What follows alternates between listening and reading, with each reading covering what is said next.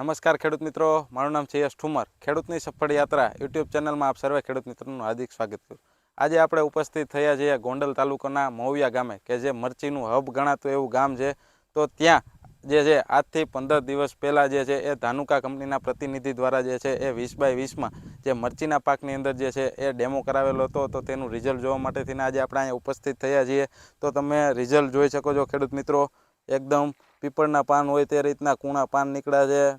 એક પણ પ્રકારનો ડાઘો, જે થ્રિપ્સના હિસાબે જે કુકળ આવે તે એક પણ પ્રકારની કુકળ હોય કે ઈયળનો ક્યાંય પણ ડેમેજ દેખાતું નથી. અને હાઈ ક્લાસ જે છે એ ફ્લાવરિંગ આવી ગયું છે, જે હમણાં થોડાક જ દિવસોમાં સેટ થઈ અને તેમાંથી મરચું બંધાવવાનું પણ જે છે એ શરૂઆત થઈ જશે.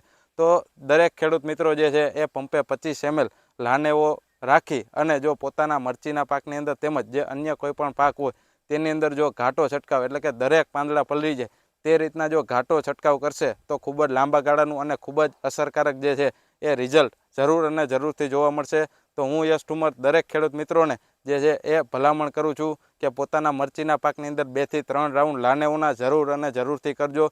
ખૂબ જ સારું પરિણામ અને ખૂબ જ લાંબા ગાળાનું પરિણામ તમને જે છે એ પોતાના મરચી તેમજ અન્ય પાકોની અંદર થ્રિપ્સ હોય, સફેદ માખી હોય કે ઈયળ હોય, કોઈ પણ જીવાતની અંદર જે છે એ રિઝલ્ટ આપણને અચૂક જોવા મળશે. અસ્તુ. જય હિન્દ, જય ભારત.